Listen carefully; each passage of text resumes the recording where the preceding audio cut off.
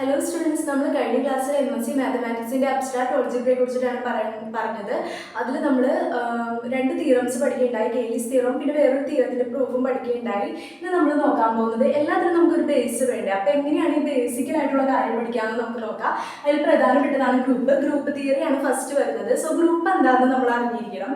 Group എന്ന് പറഞ്ഞിട്ടുണ്ടെങ്കിൽ എന്താ, A set G with a binary operation star is said to be closure, associativity, identity and inverse. ഈ ഇതൊക്കെ properties ഒക്കെ satisfy ചെയ്യുകയാണെങ്കിൽ മാത്രം, അത് ബൈനറി സ്റ്റാറിൻ്റെ അടുത്ത് ഈ പ്രോപ്പർട്ടീസ് ഒക്കെ സാറ്റിസ്ഫൈ ചെയ്യുകയാണെങ്കിൽ മാത്രം അതിന് നമുക്കൊരു ഗ്രൂപ്പായിട്ട് പറയാം.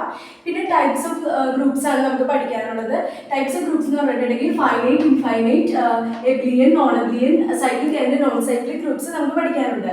അപ്പോൾ ആദ്യം ഗ്രൂപ്പ് തിയറിയിൽ നമ്മൾ ഏതൊക്കെ ടൈപ്സ് ഗ്രൂപ്പ്സ് ഉണ്ട് അതിൻ്റെ ഡീറ്റെയിൽ ഫോം എടുത്തിട്ട് വേണം ഇതിൻ്റെ പ്രൂഫ് ഒക്കെ സംബന്ധിച്ചുള്ള ക്വസ്റ്റ്യൻസ് നമ്മൾ ആൻസർ ചെയ്യാൻ വേണ്ടിയിട്ട്.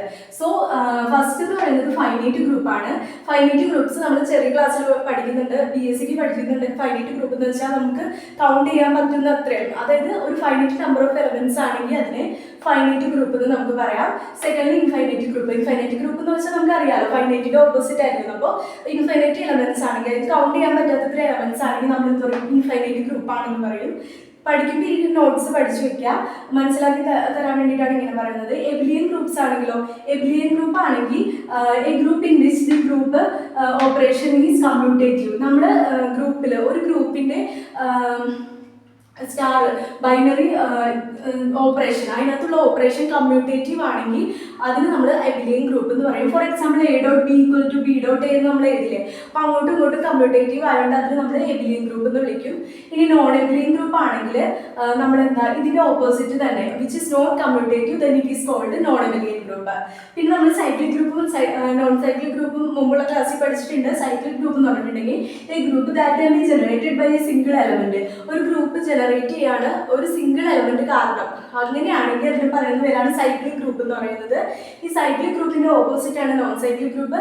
A group cannot generated by a single element, അതാണ് നോൺ സൈക്ലിക് ഗ്രൂപ്പ്. നെക്സ്റ്റ് ക്ലാസ്സിൽ നമ്മൾ ഇതിന്റെ ഡീറ്റെയിൽസ്, ഇപ്പൊ നമ്മൾ ഇതിന്റെ ബേസിക് ആയിട്ടുള്ള കാര്യങ്ങൾ പഠിച്ചു. ഇത് സംബന്ധിച്ച തിയറീസ്, പ്രൂഫ് എന്നിവ നെക്സ്റ്റ് ക്ലാസ്സിൽ നമ്മൾ നോക്കും. ഒരുപാട് പേര് പറഞ്ഞാൽ അബ്സ്ട്രാക്ട് ഓൾജിബ്ര തുടങ്ങുന്നതിന് മുമ്പ് റിയൽ അനാലിസിസ് തുടങ്ങാൻ, പക്ഷെ നമുക്ക് കുറച്ചും കൂടി ഓരോരുത്തരും ഇതനുസരിച്ചായിരിക്കുമല്ലോ. അപ്പോൾ എനിക്ക് കുറച്ചുകൂടി കംഫോർട്ട് ഇതായിട്ടാണ് അബ്സ്ട്രാക്ട് ഓൾജിബ്ര എടുത്തത്. ഇനി വേണ്ട നോട്ട്സ്, വേറെ നോട്ട്സ് വേണ്ടവർ കമൻറ്റ് ഇടുക, നമ്മുടെ ചാനൽ സപ്പോർട്ട് ചെയ്യുക. Thank you.